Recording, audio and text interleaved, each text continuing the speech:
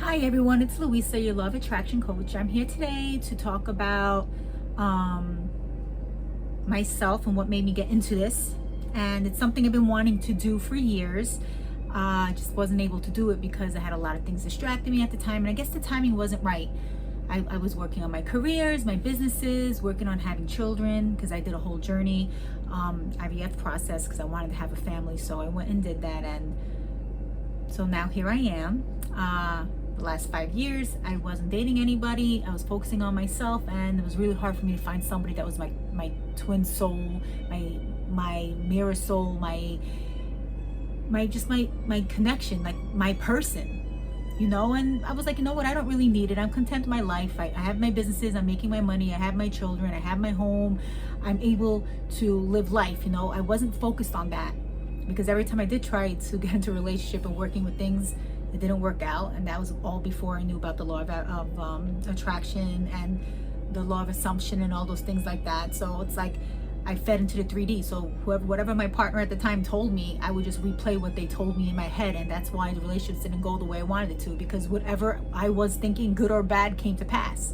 So anyway, fast forward 5 years, minding my own business, and I get messaged on Facebook and started seeing someone, and I did not expect the relationship to go anywhere and click like it did, because it was somebody that I knew already for a long time and never looked at this person that way.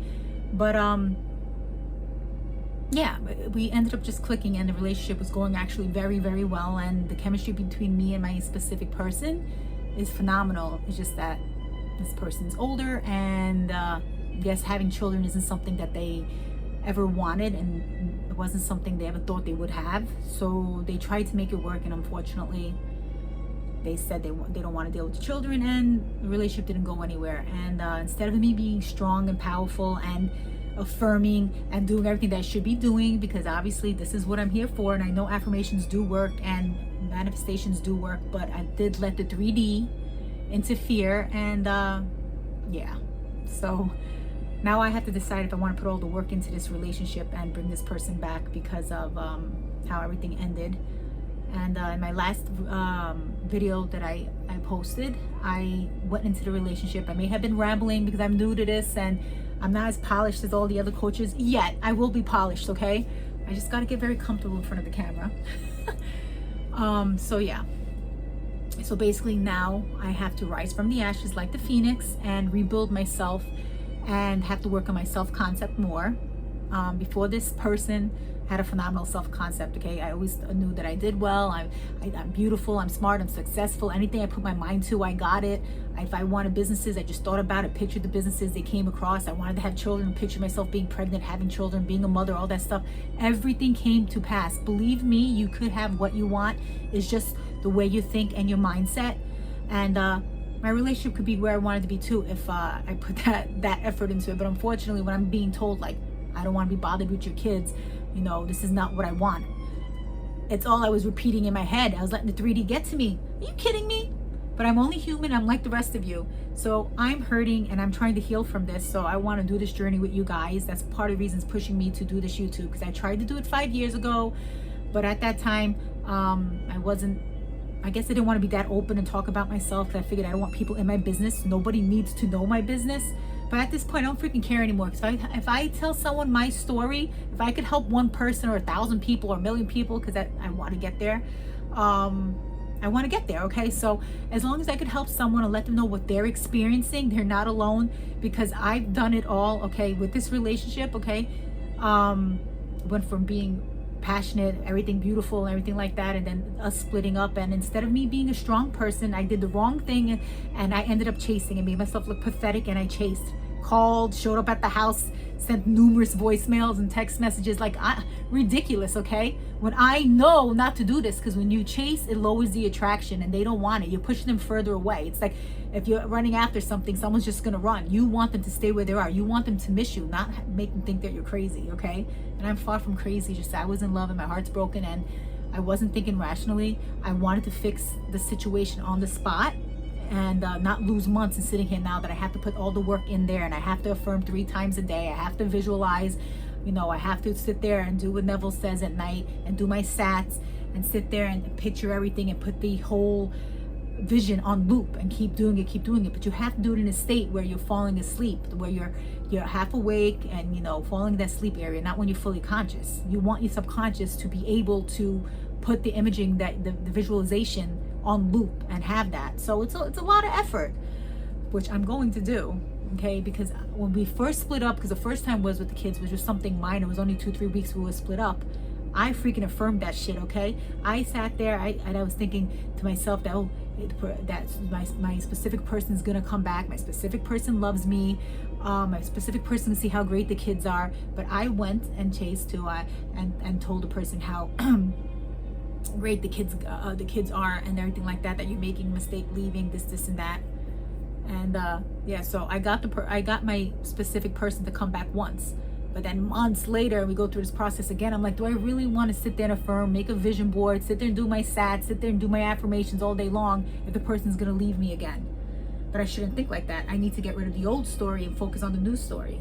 Okay, and the new story is that my specific person realizes how amazing my children are, that the typical 2 and 4-year-old situation that's bothering my specific person is gonna freaking disappear. It's not a permanent thing. So what that they spill milk on the floor? So what if my 2-year-old is in the middle of being potty trained and peed on the floor? Like, silly things is what my specific person is focusing on, because they keep telling me that it's not me, they love me. And even after we split and when I showed up at the house and tried to fix this, I was told, I love you, but things change, this and that. It felt like it was forced, because when I left, I'm getting hugs and kisses and you could tell I'm still deeply loved.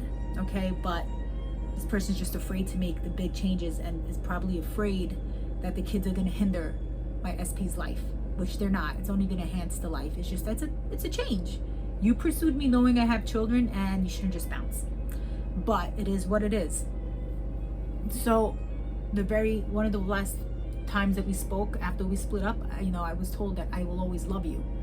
So I know that my SP loves me, even without them having to tell me. I know my SP loves me. So I have to sit there and affirm that my SP loves me, my SP adores me, my SP can't even function in life without me, because I'm amazing, my kids are amazing, life is amazing. I need to stick to the new story and visualize my person as a person that wants to raise children, is going to be there for my children, be there for me, have the beautiful oneness, have a beautiful family, have everything. So I'm going to do this, and let's see how long it's going to take. So that's part of the reason I ended up doing this journey. So I've been focusing on my self-concept because I want us to be, on level. Okay, so I've been focusing on my self-concept. So I've been trying to do things to make myself feel better and love myself and bring my vibration high. Okay, and my friends wanted to help me out, and they took me to Williamsburg, it's in Brooklyn, to this place called the Rage Cage, which, I don't have anger, I don't have anything in my soul that's gonna make me sit there for basically for a half hour smashing things. They put you into a room and they have plates, TV monitors, keyboards, Bose speakers, you name it, any electronic they have in there, and you could take these plates and throw them at a bullseye that's on the wall, and you could take freaking metal bats and bash everything. Okay, so I went with 3 of my friends. Such a nice thing that they did for me, but I was only able for the first 5 minutes. I was like angry and I'm smashing shit and I'm beating the crap out of a freaking monitor and beating the crap out of a keyboard. But after that 5 minutes, I literally just broke down and I started crying. And I couldn't do it. My friends are sitting there trying to break the shit, but I couldn't anymore because I don't have rage or any anger or things like that. I've never really had that issue. So I just sat there and I teared and I just started thinking about my situation. And at least it had me release some stuff, because we're allowed to have emotions. You can't sit there and pretend that everything's okay when things are upsetting you. It's not going to take you off your track. It's not going to take you away from your manifestations. Trust me. Whenever you go down, there's always the go up. And God does want you to have what you want in life. Just a little more resistance that you have, it does take more time to come to you. But just remember, we are human. As long as you change your mindset, and if a negative thought comes in your mind, you get upset, you just change the story and put it back in your head and say, of course, my person loves me and is thinking of me. This is going to work out. And that's what you have to do. So after I sat there and I broke down and I was like, smacking the crap out of that thing, okay? With the bat, hitting it with the bat. I stopped and I just let a tear out, and I just stood there and thought about my situation. So in a way it did feel good because I let out some stress. Maybe I just needed 5 minutes of freaking breaking shit, okay? And then I thought about it, and then we stayed at 30 minutes, and I threw some dishes. Actually, throwing the dishes at the wall did feel freaking good. So if you guys want to go, if you have like some anger you want to get out of you and you want to break things and not get in trouble for it, go to the Rage Cage, okay, in Williamsburg. So we did that. Then afterwards, we went out to a bar that was a few blocks away from there. We had some drinks and we were talking, and it was really nice. I was able to express myself, and I didn't really want to talk too much about my SP because I want to get rid of the old story. So now when people do bring up my SP, I don't even want to talk about it too much because I want the old story gone. If my SP is meant for me and it's my mirror and it's my soul and it's everything like that, the connection that we did have is so true. The connection was just so beautiful. And once there is love there, I know you could always bring, if you could fall in love once, you could make that feeling come back again as long as you guys start from a clean slate. So I'm letting my SP do what my SP has to do. I'm going to stay in no contact after breaking it twice, making myself look like a pathetic fool, okay? I'm going to let my SP stay there and get to the point where my SP is going to miss me and think about me, because I'm going to meditate on it. I'm going to do whatever I need to do, all my affirmations, all my sats, all my visions, my inner conversations, everything that I need to do. I'm going to work on my end and let it manifest and sit and send, subliminal messages and have my SP feel this, okay? So I'm just gonna let it be at this point, because I can't constantly just message and make myself look like a freak. I can't. So I tried, because like I said, I didn't want to lose months. So at this point, it is what it is. I wanted to be there for my SP's big birthday party that my SP is gonna have in 2 months, and I wanted to help plan for the party. I wanted to pay for the party. I wanted to do a lot. So that's part of the reason too that I was pushing, and instead of letting my SP go through the freaking 5 stages of grief and 5 stages of what you have to do in the relief stage of breaking up with the person that's ball and chains not holding me down. Instead of doing that, I'm focusing on I want to be there for the big party, the big celebration, and everything like that. And I'm on a time crunch, but honestly, I can't do that anymore, because doing what I did, I'm adding more resistance, so I'm taking more time away, and I already lost a month by doing what I did. So I just need to focus on me, focus on my self-concept, love myself, say daily affirmations about how wonderful I am, how beautiful I am, how perfect I am, immerse myself in things that's going to keep me occupied. Like I'm doing these videos, it's going to keep me occupied. I'm doing meditations, I'm going out with my friends, I'm doing certain things, and I'm growing as a person. And I want to start writing books again, so I want to get back into that and focus on work and businesses and just keep continuing growing. I don't know how much I have to change, because there's not really an old version of me that I have to change, because I gave this relationship my all. So the only thing that has to change is my kids, which it is going to change. I mean, they're not going to be this annoying toddler age forever. I also did another beautiful experience. This is also in Williamsburg, because I guess Williamsburg has all the hip stuff to do. So on top of the Rage Cage, I went with my friends to release some stress, and then realize, I had a little emotions that I had to let out. I went to this place called a bathhouse. It's beautiful, it's really nice, and I highly suggest, if you guys want to go, you should definitely go. They have massages, they have saunas, steam rooms, they have 3 different thermal baths, the big pools. The biggest one is the 95-degree one, which most people use because that's comfortable. They also have a 54-degree one, which is freaking freezing, okay? Freezing. It's basically like doing a polar bear plunge. And then they have the hot tub that's 104 degrees, which is beautiful. That I love. So I'm in there, I'm minding my own business, relaxing and listening to all the music, hanging out, and just enjoying it, because I'm in the now. I'm in a calm spa area around a bunch of other people. The lights were dim. I was focusing on me at the moment, focusing and breathing and working on my breath work, sitting there doing some self-concept in my head and everything like that. Then all of a sudden, this guy comes out and he says, we're going to be in the sauna. We're going to do 15 minutes of Afghans.